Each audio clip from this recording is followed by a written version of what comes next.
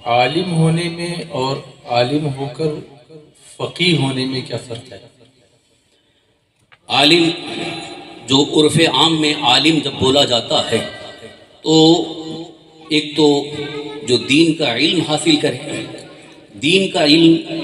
جس میں کتاب اللہ، سنت رسول اللہ یعنی قرآن اور احادیث کریمہ کی روشنی میں جو دین کا علم حاصل ہو، اس کو جو حاصل کر لیتا ہے اسے عالم کہا جاتا ہے۔ لیکن اس عالم کے لیے بھی کچھ چیزیں ضروری ہیں جو خاص طور پر ایک عالم بننے کے لیے باضابطہ کچھ علوم کو حاصل کرنا ضروری ہے، کیونکہ قرآن سمجھنا ہے اور احادیث کریمہ کو سمجھنا ہے تو اس کے معاون یعنی مددگار جو علوم ہیں ان علوم کو سیکھنا، ان کو حاصل کرنا، بلکہ ان میں مہارت تامہ حاصل کرنا ضروری ہے، تب جا کر کے قرآن و حدیث سمجھ میں آئیں۔ تو یہ عالم کے لیے ضروری ہے۔ جیسے عالم کی جب تعلیم شروع ہوتی ہے تو ابتدائی دور میں شروعات میں جو اس کو پڑھایا جاتا ہے اس میں سب سے اہم نحو اور صرف ہے، تو وہ نحو بھی سیکھے، صرف بھی سیکھے، اس کے بعد علم بلاغت بھی سیکھے، اور پھر ان علوم میں جب مہارت حاصل ہو جاتی ہے تو پھر اس کے ساتھ ساتھ فقہ بھی ہے، حدیث بھی ہے، تفسیر بھی ہے، اصول فقہ، اصول حدیث، اصول تفسیر، ان تمام علوم کو جو باضابطہ درس نظامی کورس کہا جاتا ہے، عالم کورس کہا جاتا ہے، کورس کے اعتبار سے ان تمام علوم کو حاصل کر کے وہ ایک میعاد کے مطابق 7 سال یا 8 سال پڑھ کر کے فارغ ہوتا ہے، اچھے علماء سے علم حاصل کر کے نکلتا ہے، تو اسے عرف عام میں عالم دین کہا گیا۔ یہ عالم دین تو ہو گئے، لیکن عالم ہونے کے بعد فقیہ ہونے کے لیے یہ سمجھ لیں کہ وہ اسپیشلسٹ ہو گیا۔ جیسے ایک ہوتا ہے BMS MBBS، اس کے بعد پھر اس کو اسپیشلسٹ ڈاکٹر ہونا ہے تو وہ MD ہو جائے گا، MS ہو جائے گا، اور پھر الگ الگ اس کے شعبے ہیں۔ ڈاکٹر ہونے کے بعد کوئی مائنڈ اسپیشلسٹ ہے، کوئی ہارٹ اسپیشلسٹ ہے، اور جو الگ الگ پارٹس ہیں، الگ الگ شعبے ہیں، اس میں جو اسپیشلسٹ ہوتا ہے وہ بھی ڈاکٹر ہی ہے، لیکن وہ ایک خاص فن کا ماہر ہے۔ تو اسی طرح سے فقیہ جو ہوتے ہیں وہ تمام علوم سے تو آراستہ ہی ہیں، لیکن خاص طور پر فقہ میں ان کو مہارت تامہ حاصل ہوتی ہے، یعنی کتاب اللہ اور سنت رسول اللہ کی روشنی میں مسائل کو سمجھنے اور ان کے دلائل کو سمجھنے اور ان دلائل کی روشنی میں پھر استنباط مسائل کی جس کے اندر صلاحیت ہوتی ہے وہ فقیہ کہلاتا ہے۔ سبحان اللہ۔ تو یہ عالم اور فقیہ میں بڑا فرق ہے۔ صرف عالم ہونے، ہر عالم فقیہ نہیں ہے، البتہ ہر فقیہ عالم ہے۔ عالم ہے، اور عالم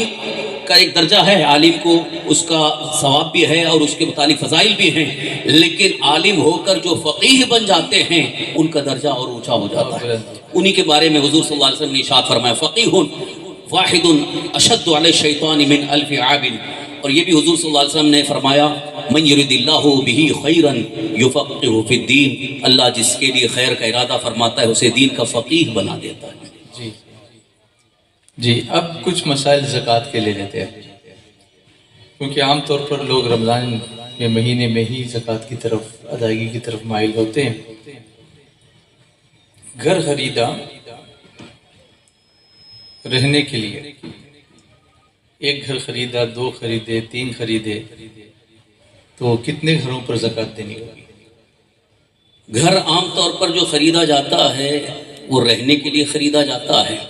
تو اگر رہنے کی نیت سے گھر خریدا تو اس پر زکوٰۃ نہیں ہے، یعنی اس کی کتنی بھی ویلیو ہو، چاہے وہ 10 کروڑ کا ہو، 20 کروڑ کا ہو، اس کی مالیت پر زکوٰۃ نہیں ہے۔ اب رہنے کے حساب سے ایک گھر ہوا، پھر اگر ایک گھر اس لیے خریدا تاکہ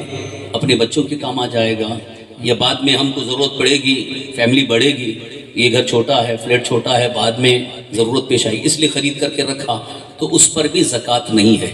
اور جو ایکسٹرا گھر ہے اس کو کرائے پر دے کر رکھا ہے تب بھی اس پر زکوٰۃ نہیں ہے۔ اچھا، جتنی بھی گھر خریدا ہو صرف اپنے رہنے کے لیے یا اپنی ضرورت کے لیے خریدا، اب خالی تو نہیں رکھ سکتا اس لیے اس کو کرائے پر دے رکھا ہے، تو اس پر بھی زکوٰۃ نہیں ہے۔ البتہ جو کرائے کی آمدنی، انکم جو جمع ہے، تو سال پورا ہونے کی صورت میں جو بھی رقم پہلے سے ساتھ میں موجود ہے اور مالک نصاب پہلے سے تھا اور اس کے پاس مالیت بھی اتنی ہے کہ جس سے زکوٰۃ فرض ہو رہی ہے، شرائط پورے ہو گئے تو وہ رقم بھی اس میں شامل کر کے اس کی زکوٰۃ ادا کی جائے گی، اور اگر کرایہ آتا ہے اور خرچ ہو جاتا ہے تو اس پر زکوٰۃ نہیں ہے۔ البتہ اگر کوئی اس نیت سے خریدا کہ میں یہ انویسٹ کر رہا ہوں، جیسے کہ بہت سارے لوگ بلڈنگ میں انویسٹ کرتے ہیں کہ میں یہ خرید کے رکھ رہا ہوں، ابھی مجھے 1 لاکھ 1.5 لاکھ میں مل رہا ہے، سال بھر میں ڈبل ہو جائے گا، 2 مل جائے گا، 2.5 لاکھ مل جائے گا، تو اس نیت سے خریدا کہ مجھے یہ بیچ کر کے اس پہ نفع حاصل کرنا ہے، تو اب اس کی مالیت پر زکوٰۃ دینی ہے۔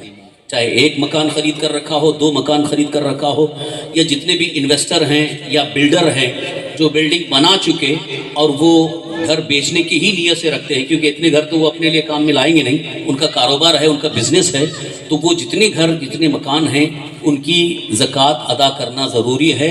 اس وقت مارکیٹ میں جو اس کی ویلیو ہے، اس کی جو قیمت ہے، اس کے اعتبار سے اس کی زکوٰۃ ادا کرنی ہوگی۔ جیسے مثال کے طور پر ایک گھر ہم نے صرف اس لیے خریدا کہ مجھے ریٹ اچھا مل جائے تو بیچ دوں گا، تو نیت وہی ہے، خریدنے کے وقت جو نیت ہے وہی نیت دیکھی جائے گی۔ تو اس صورت میں جب سال پورا ہو رہا ہے تو اس وقت مارکیٹ ویلیو اس کی دیکھی جائے گی کہ اگر وہ 1.5 لاکھ کا ہے، 1 کروڑ کا ہے، 1.25 کروڑ کا ہے، تو ایسی صورت میں اس کی جو کل مالیت ہے اس کی زکوٰۃ ادا کرنی ہوگی۔ اور اگر اب اس میں ایک شق یہ بھی نکلتی ہے کہ جب لیا تھا تو اس وقت بیچنے کا ارادہ ہی تھا، اپنی ضرورت کے لیے لیا، لیکن چند دنوں کے بعد ضرورت ایسی پیش آ گئی کہ اب اس کو بیچنا پڑ رہا ہے، کہ اس کو بیچ کر کے ہم کو دوسرا لینا ہے، تو اب اسی صورت میں بھی اس پر زکوٰۃ نہیں ہے، کیونکہ نیت اس وقت ہی دیکھی جائے گی جب خرید رہا تھا۔ جب خریدتے وقت اس کی بیچنے کی نیت نہیں تھی، رہنے کے لیے اپنی ضرورت کے لیے لیا، تو اس پر زکوٰۃ نہیں ہے، لیکن بعد میں اس کی نیت بیچنے کی ہو گئی، تو اب بیچنے کے بعد جو اس کی رقم آئی اور ادھر سال پورا ہو رہا ہے تو وہ رقم بھی شامل کر کے اس کی زکوٰۃ ادا کرنی ضروری ہے۔ گھر نہیں ہے لیکن زمین ہے لاکھوں کی، تو کیا اس زمین پر بھی زکوٰۃ ہوگی؟ زمین کا بھی مسئلہ تقریباً یہی ہے کہ اگر زمین ضرورت کے لیے خرید کر کے رکھا ہے کہ یہاں مجھے بعد میں اپنے گھر بنانے کے کام آئے گی، کہ یہاں کبھی گھر بنا لیں گے یا بچے بعد میں گھر بنا لیں گے یا اس کو کسی کام میں استعمال کیا جائے گا، تو ایسی صورت میں اس پر بھی زکوٰۃ نہیں ہے، اس کی زکوٰۃ نہیں ہے۔ البتہ اگر زمین کا ہی کاروبار کرتا ہے، وہی اس کا بزنس ہے کہ میں نے زمین خریدا ہے، اب اس کو پلاٹس بنا کر کے مجھے بیچنا ہے، تو ایسی صورت میں اس کی زکوٰۃ ادا کرنی ہوگی۔ وہ بھی جو کرنٹ اس کی ویلیو ہوگی، اس کی کرنٹ ویلیو جو مارکیٹ ویلیو ہے اس کے اعتبار سے اس کی زکوٰۃ ادا کرنی ہوگی۔ جی۔ ہیوی ڈپازٹ پر زکوٰۃ کا کیا حکم ہے؟ ہاں، یہ بھی بڑا اہم مسئلہ ہے۔ عام طور پر لوگ جو ہیوی ڈپازٹ پر گھر یا دکان کو لیتے ہیں، ہیوی ڈپازٹ کا پہلے ایک مسئلہ جو اس کے ضمن میں ہے اس کو پہلے سمجھ لیں۔ بہت سارے لوگ اس میں غلطی بھی کرتے ہیں کہ بغیر کرائے کے ہیوی ڈپازٹ پر لینا یہ جائز نہیں ہے۔ بغیر کرائے کے یعنی مالک مکان کو مالک دکان کچھ نہ دے کر کے صرف ہیوی ڈپازٹ پر رکھا اور اس کو اس میں رہ رہے ہیں، تو یہ ایک طرح سے سود کی شکل بنتی ہے۔ کیونکہ جیسے مثال کے طور پر کسی کا گھر میں نے لیا اور اس کو میں نے 10 لاکھ ہیوی ڈپازٹ کے طور پر دے دیا، تو وہ 10 لاکھ اس کے پاس قرض ہے، کیونکہ ایگریمنٹ 1 سال 2 سال 3 سال جتنا بھی ایگریمنٹ ہے، 2 سال کے بعد وہ رقم مجھے واپس ملے گی۔ جو میں نے 10 لاکھ دیا تھا وہ 10 لاکھ واپس ملے گی، تو وہ قرض ہے۔ تو میں نے قرض دیا اور اس کے گھر میں میں رہ رہا ہوں، تو یہ قرض دے کر کے نفع حاصل کرنا سود میں شمار ہے۔ حدیث پاک اللہ کے رسول صلی اللہ علیہ وسلم نے ارشاد فرمایا، من کل قرض جر نفعا فهو ربا، کل قرض جر منفعتا فهو ربا،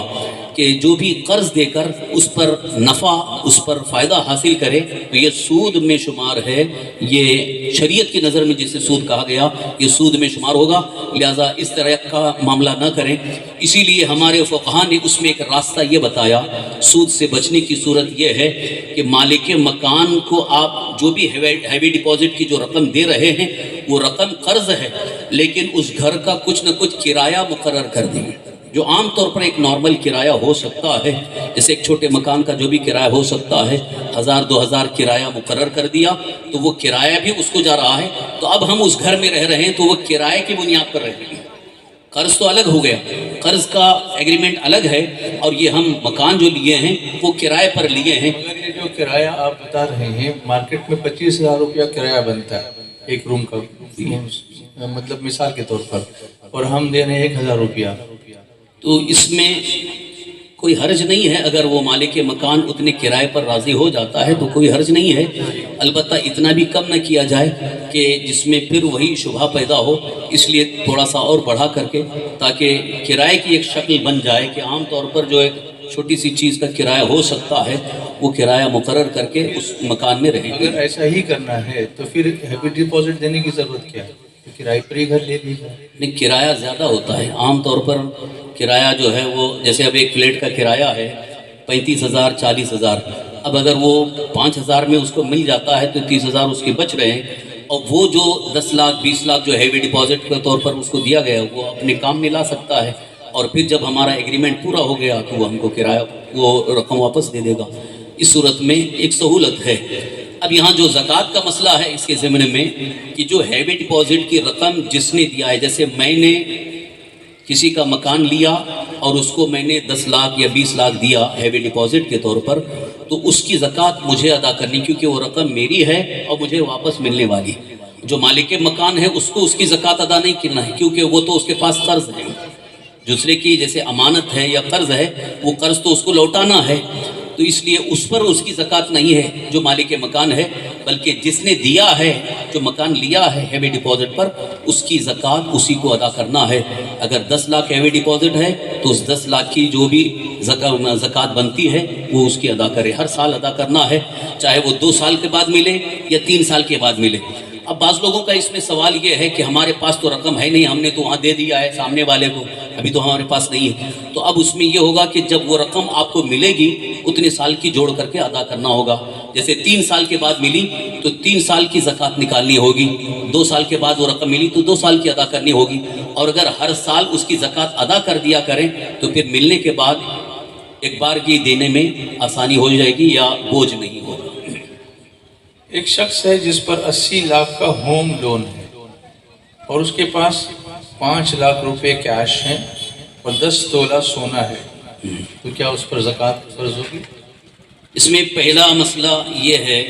کہ اکثر لوگ اس میں غلط فہمی کے شکار ہیں، سونا زیور وہ بیوی کا ہے، آدمی کا نہیں ہے۔ اکثر لوگ جو ہے وہ اس کو اپنے میں ہی شمار کر لیتے ہیں کہ میرے پاس 20 تولہ سونا ہے، 5 لاکھ کیش ہے، اور اب میرے اوپر 80 لاکھ کا قرض بھی ہے یا 10-20 لاکھ قرض ہے۔ پہلے بات یہ ہے کہ سونا زیور جو ہے وہ بیوی کا ہے، وہ شوہر کا آدمی کا نہیں ہے، تو قرض اس میں مائنس نہیں کر سکتا،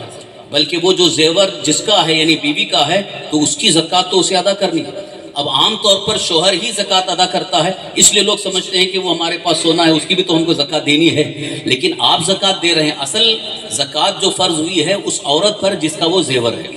تو اس لیے اس کو الگ رکھا جائے۔ اب آپ کا جو قرض ہے، جیسے مثال کے طور پر ابھی آپ نے سوال میں یہ پیش کیا کہ 80 لاکھ قرض ہے، یہ جو کہ بینک لون جو ہوم لون ہے وہ بھی ایک طرح کا قرض ہی ہے، 80 لاکھ کا قرض ہے، اور ادھر پاس میں جو کچھ بھی رقم ہے، یعنی جیسے 5 لاکھ کیش ہے یا کہیں LIC میں لگایا ہے، انویسٹ کیا، ٹوٹل رقم اگر جمع کی جاتی ہے تو بھی وہ 80 سے کم ہی ہے، تو ایسی صورت میں اس پر زکوٰۃ نہیں ہے، اس پر زکوٰۃ نہیں، کیونکہ شریعت کے قانون کے مطابق قرض اگر پورے مالک ملک نصاب کو گھیرا ہوا ہے تو اس پر زکوٰۃ فرض نہیں ہے، وہ زکوٰۃ نہیں ادا کرے گا، یعنی اس پر زکوٰۃ فرض نہیں ہے۔ لیکن جو سونا ہے، زیور ہے، اس کی زکوٰۃ اس عورت کو نکالنا ہے جو جس کا وہ ہے، تو اگرچہ اس کی بیوی ہے، جیسے میں قرض دار ہوں لہٰذا وہ سونا بیوی کا ہے تو اس کی زکوٰۃ تو وہ ادا کرے گی۔ اب یہ اور بات ہے کہ شوہر قرض دار ہے، شوہر کے پاس نہیں ہے تو وہ کہیں سے انتظام کر کے نکالے، یا تو وہ عورت اس میں سے کچھ حصہ بیچ کر کے اپنے زیور کی زکوٰۃ ادا کرے۔ شوہر پر زکوٰۃ نہیں لیکن بیوی پر زکوٰۃ ہے، دونوں کا حکم الگ الگ ہے، لہٰذا یہاں قرض کی صورت میں دونوں کو جوڑا نہ جائے بلکہ دونوں کے معاملے کو الگ رکھا جائے تو اس میں کاؤنٹ کرنے میں آسانی ہوگی۔ تو اب جتنے بھی تولے سونے ہیں، 10 تولہ ہے، 20 تولہ ہے، جتنا بھی سونا ہے، اب اس کی جو مالیت اس وقت مارکیٹ بھاؤ کے اعتبار سے کتنی ہو رہی ہے 10 تولے کی، اس کے اعتبار سے اس کی زکوٰۃ ادا کرنی ہوگی۔ ہیوی ڈپازٹ کے روم کی جو بات آپ نے بتائی وہ تو سمجھ میں آ گئی، لیکن ایک صورت یہ بھی لوگ بناتے ہیں کہ ہیوی ڈپازٹ پر روم لیتے ہیں اور اس کو لے کر دوسرے کو کرائے پہ دے دیتے ہیں، خود نہیں رہتے۔ جی ہاں، اس کے لیے بھی ایک مخصوص طریقہ ہے، اس میں کچھ تفصیلات ہیں، وہ شارٹ میں عرض کر رہا ہوں۔ اس کو شاید حضور محقق مسائل جدیدہ نے آزاد میدان میں ذکر بھی فرمایا تھا، اور پہلے یہ مسئلہ آ چکا ہے کہ اگر کوئی ہیوی ڈپازٹ پر روم لے رہا ہے اور اس کو لے کر کے کسی دوسرے کو کرائے پر دینا چاہتا ہے، جیسا کہ یہ بھی ایک طرح کا کاروبار چل رہا ہے پورے معاشرے میں، تو اس کے لیے سود سے بچنے کی صورت یہ ہے، پہلی بات تو یہ ہے کہ مالک مکان کو کچھ نہ کچھ کرایہ دے کر اس کا ایگریمنٹ بنا لیں۔ جیسے میں اگر ہیوی ڈپازٹ پر لے رہا ہوں تو مالک مکان کو میں نے 10 لاکھ روپے ہیوی ڈپازٹ کے طور پر دے دیا، اور اس پر میں نے کرایہ بھی مقرر کر دیا کہ میں اس پر آپ کو 5,000 کرایہ بھی دوں گا، تو ہمارے 2 ایگریمنٹ ہو گئے، ایک تو وہ روم کی کرایے کا ایگریمنٹ ہوا، اور ایک جو 10 لاکھ میں نے ہیوی ڈپازٹ دیا جو قرض ہے اس کا ایک ایگریمنٹ ہو۔ پھر اگر دوسرے کو ہم کرایہ سے دینا چاہتے ہیں، ہم خود نہیں رہنا چاہتے ہیں، تو اس میں کچھ ایسا کام کروائیں کہ جو اس میں متصل ہو، یعنی جیسے فلورنگ کا کام ہو، لائٹ پنکھے کلرنگ وغیرہ کرا کے پھر اس کو زائد کرائے سے اگر دینا چاہیں، جیسا کہ عام طور پر کرایہ زیادہ لینے کے لیے ہی اس طرح کا معاملہ کیا جاتا ہے، تو جیسے میں نے 5,000 اس کو کرایہ مقرر کر دیا ہے، لیکن دوسرے کو میں کرائے پر دے رہا ہوں 25,000 کرائے پر دے رہا ہوں، تو میرے لیے وہ 25,000 اس صورت میں جائز و درست ہیں جبکہ میں نے اس میں کچھ کام کرایا ہو، کیونکہ کرایہ جو ہوتا ہے وہ کسی نہ کسی عوض میں ہوتا ہے۔ تو مکان تو اس کا تھا جس کو کرایہ دے کر کے میں نے مکان حاصل کیا، اب میں دوسرے کو کرائے پر رکھ رہا ہوں، تو اس سے جو میں کرایہ لے رہا ہوں وہ کس عوض میں ہے، تو اس کے لیے فقہا نے فرمایا کہ اس میں جو سامان لگا ہوا ہے، جیسے فلورنگ لگا دیا، لائٹ پنکھے کلر وغیرہ کرا دیا، تو اس کے عوض میں کرایہ لے رہا ہوں، تو یہ میرے لیے جائز و درست ہوگا۔ اس طریقے سے اگر کریں تو یہ سود سے بچنے کی صورت بھی ہوگی۔ وہ جو گھر ہے وہ اصل میں گروی رکھا ہوا ہے نا، جی، جو ڈپازٹ دیا گیا اس کا، جس کا، اچھا یہ بات تو سب کو سمجھ میں آ گئی ہوگی۔ اب ایک اس سے تھوڑا سا الگ سا مسئلہ ہے، بہت سارے سید صاحبان جو ہوتے ہیں اہل بیت سے ہوتے ہیں اور بہت غریب ہوتے ہیں، عام طور پر لوگوں کا یہی ہے کہ زکوٰۃ میں سے ہی لوگ زیادہ تر خیرات کرنا چاہتے ہیں، تو یہ پوچھ رہے ہیں کہ کیا ہیلہ شرعی کر کے سید کو زکوٰۃ کی رقم دی جا سکتی ہے؟ پہلی بات تو یہ ہے کہ آل رسول جو ہاشمی خاندان سے ہیں، سرکار دو عالم صلی اللہ علیہ وسلم کی آل سے ہیں، ان کے بارے میں حضور صلی اللہ علیہ وسلم نے خود فرمایا ہے کہ اللہ نے میری آل کو مال کے میل سے پاک رکھا ہے، تو یہ زکوٰۃ کا جو مال ہے وہ ایک طرح سے میل ہے، تو آل رسول کو میل نہ دیا جائے، اس لیے انہیں زکوٰۃ کی رقم نہیں دی جا سکتی۔ البتہ ہیلہ شرعی کا ایک جو مخصوص طریقہ ہے، یہ صرف اور صرف دینی اداروں کے تعاون کے لیے ایک راستہ نکالا گیا، مطلب یہ حدیث میں اس کا ذکر ہے پہلے سے، اسی حدیث کی روشنی میں فقہا نے فرمایا کہ ہیلہ شرعی کا مطلب یہ ہے کہ جو زکوٰۃ کا مستحق ہے، جو پہلے سے حقدار ہے، جیسے فقیر ہے، اس کو دے دیا تو وہ جب مالک بن گیا تو وہ زکوٰۃ ادھر ادا ہو گئی، پھر اس سے وہ اگر خود اپنی خوشی سے ہمیں واپس دیتا ہے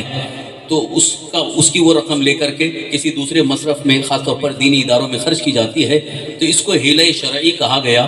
لیکن آل رسول سادات کو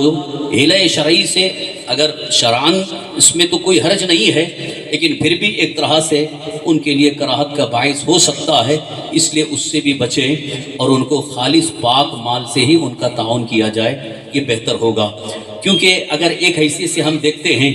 کہ ہم نے جو زکوٰۃ نکالی ہے وہ صرف 2.5% ہے، 100 روپے میں 2.5 روپے، تو 2.5% نکالا ہے،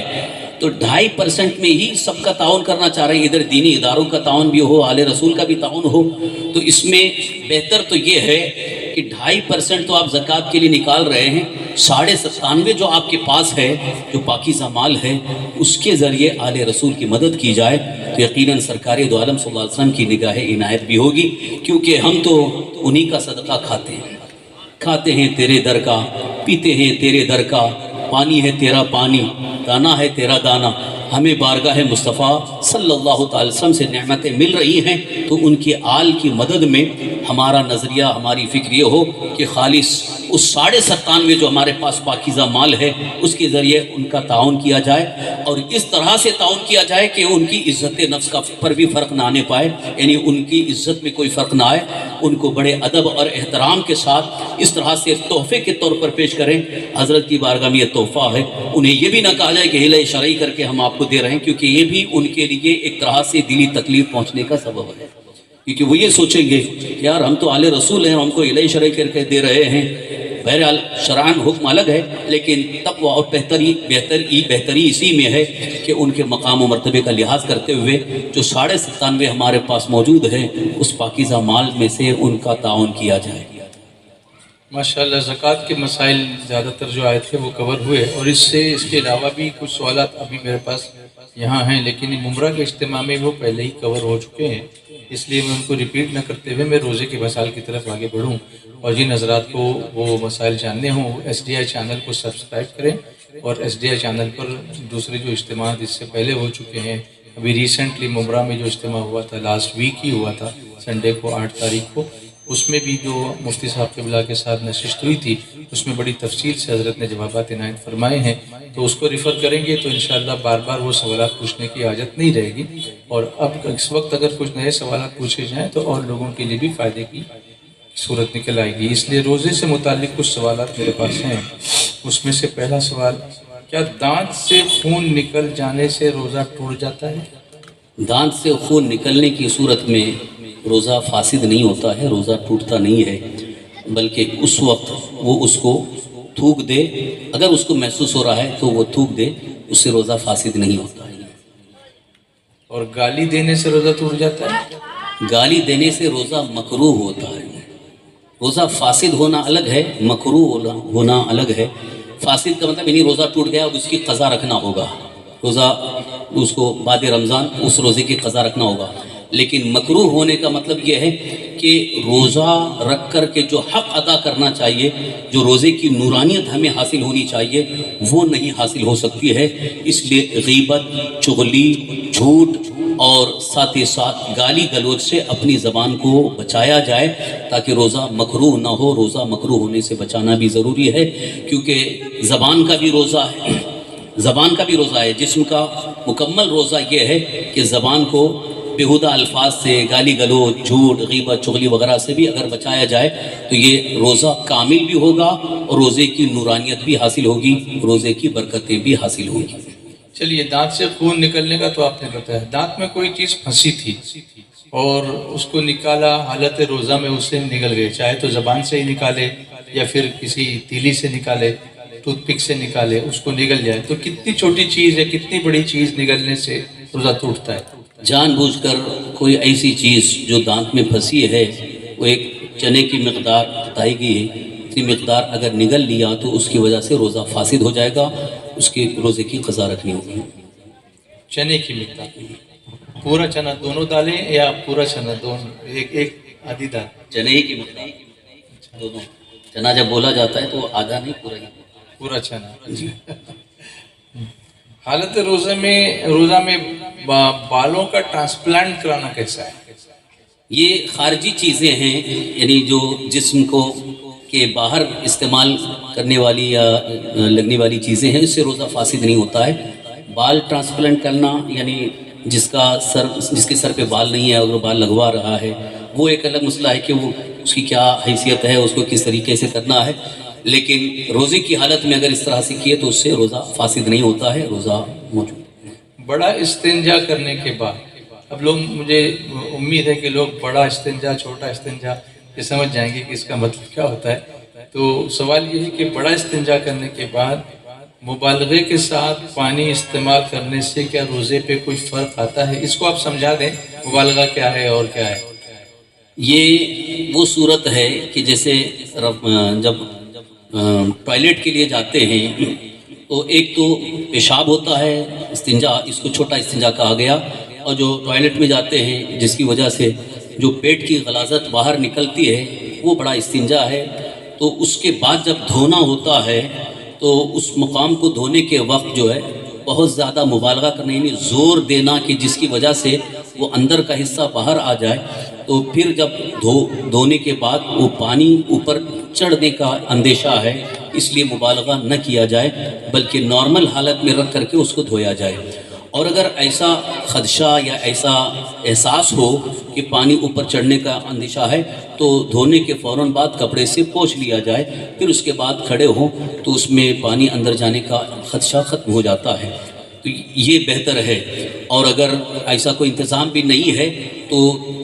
نارمل حالت میں دھل کر کے تھوڑا رک جائیں، فوراً کھڑے نہ ہوں تاکہ جو بھی پانی ہے وہ مکمل ٹپک جائے، پھر اس کے بعد کھڑے ہوں اور اپنا تہبند یا اپنا زار پہن لیں۔ حالت روزہ میں بیوی کو گلے لگانا یا بوسو کنار کرنا، کیا اس سے روزہ ٹوٹتا ہے؟ روزے کی حالت میں اس طرح کی حرکت کرنا کہ جس سے اس کو مباشرت فاحشہ میں شمار کیا گیا ہے،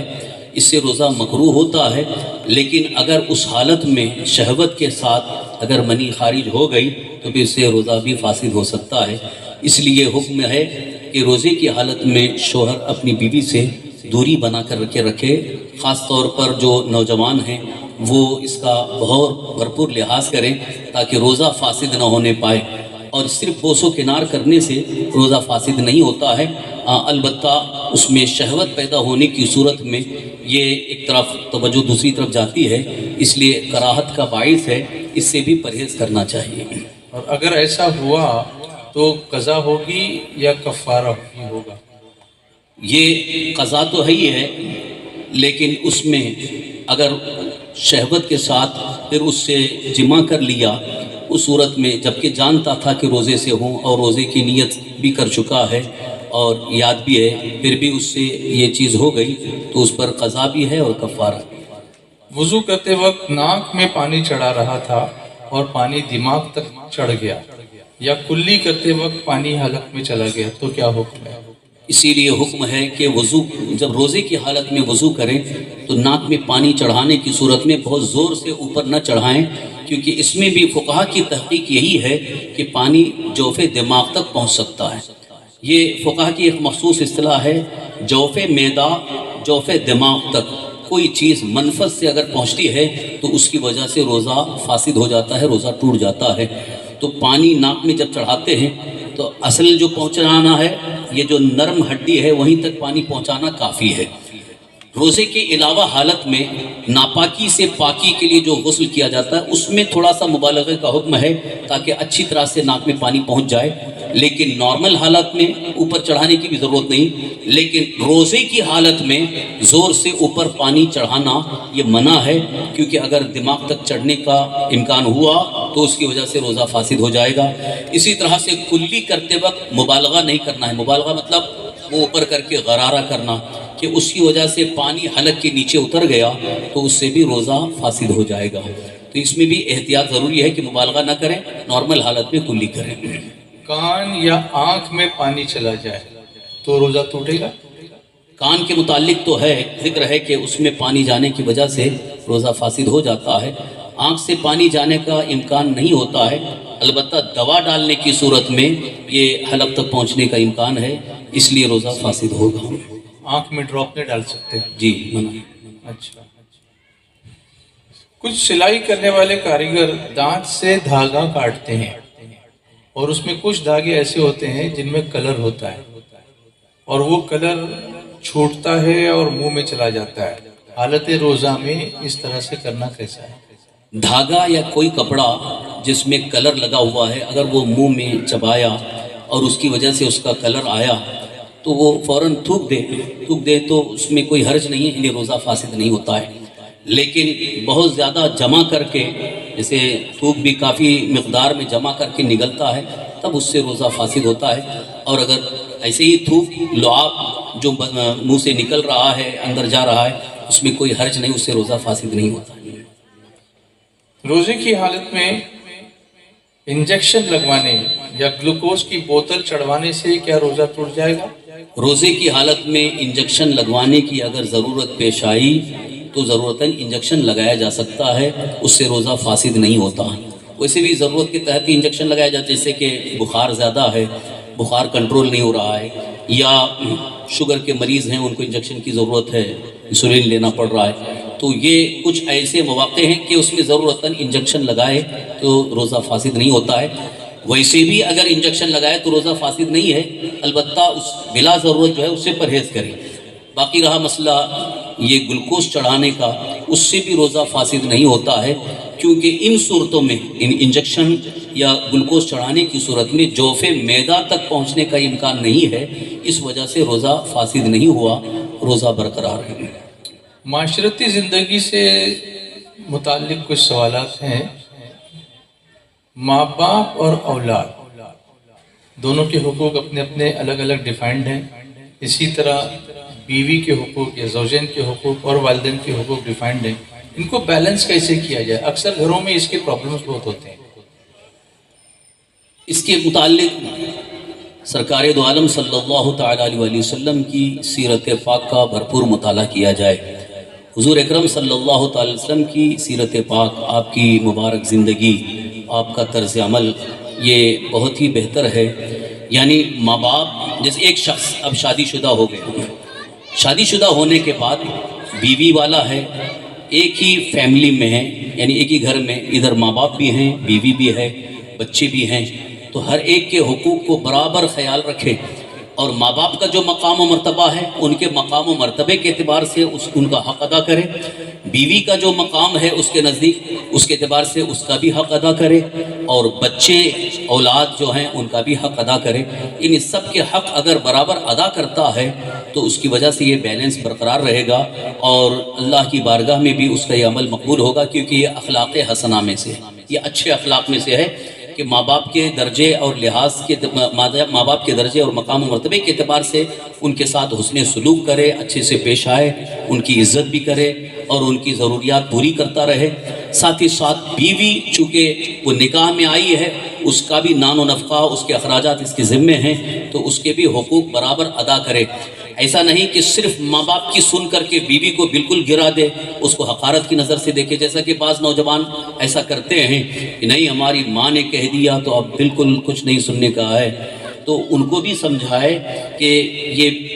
بیوی سے اگر کچھ غلطیاں ہوئی ہیں یا اس سے کوئی کمی ہوئی ہے، کوتاہی ہوئی ہے، تو ماں کو بھی سمجھائے مقام و مرتبے کے اعتبار سے، اور اسی طرح سے بیوی کو بھی سمجھائے۔ ایسا نہ ہو کہ بیوی کی طرف پورا رجحان ہے اور ماں باپ کو گرا کے بات کریں،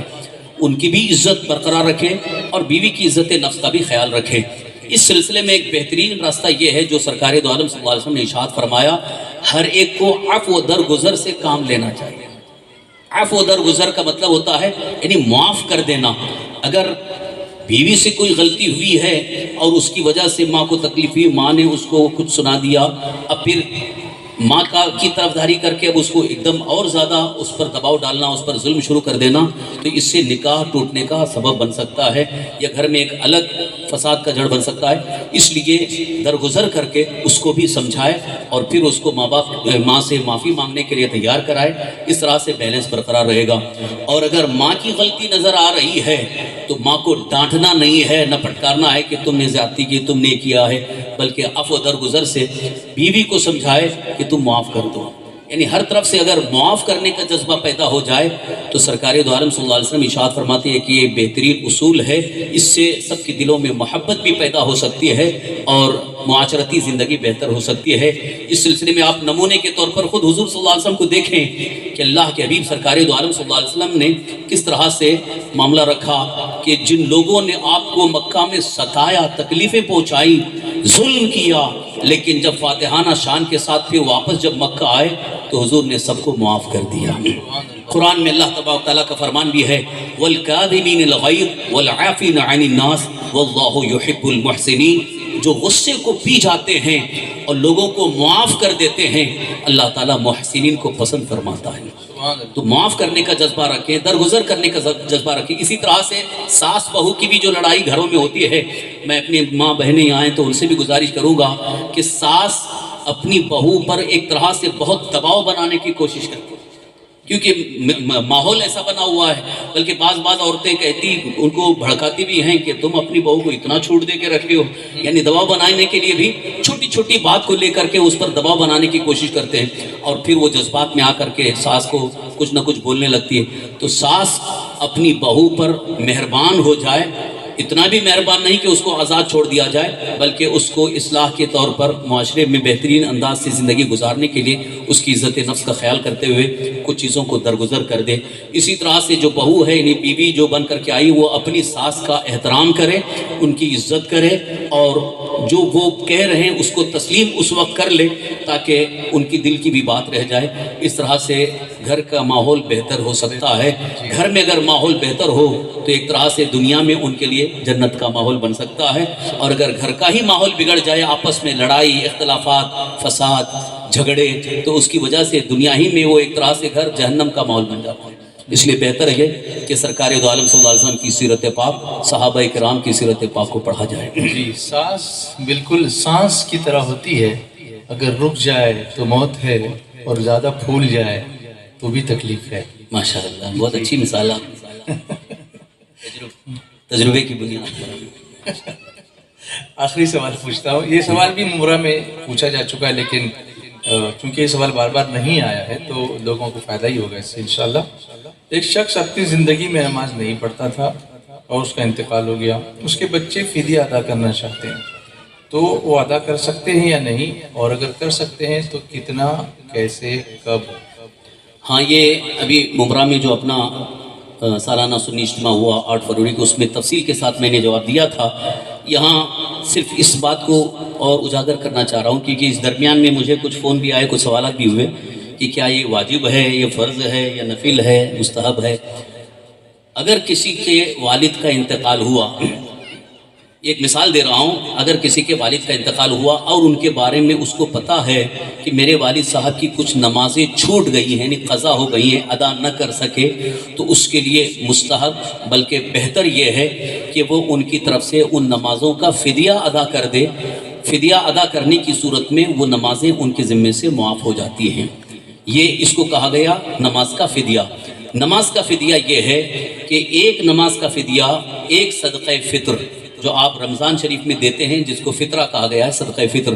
اس کی مقدار 2 کلو 47 گرام گیہوں یا اس کی قیمت جو صدقہ فطر کے طور پر ادا کی جا رہی ہے. اگر نمازوں کا فدیہ ادا کرنا ہے تو ان کی نمازوں کو کاؤنٹ کر لیں کہ کتنی نمازیں چھوٹی ہیں، کتنی نمازیں ان کی قضا ہو گئی ہیں. تو اب کیسے اندازہ لگایا جائے کہ بالغ ہونے کے بعد سے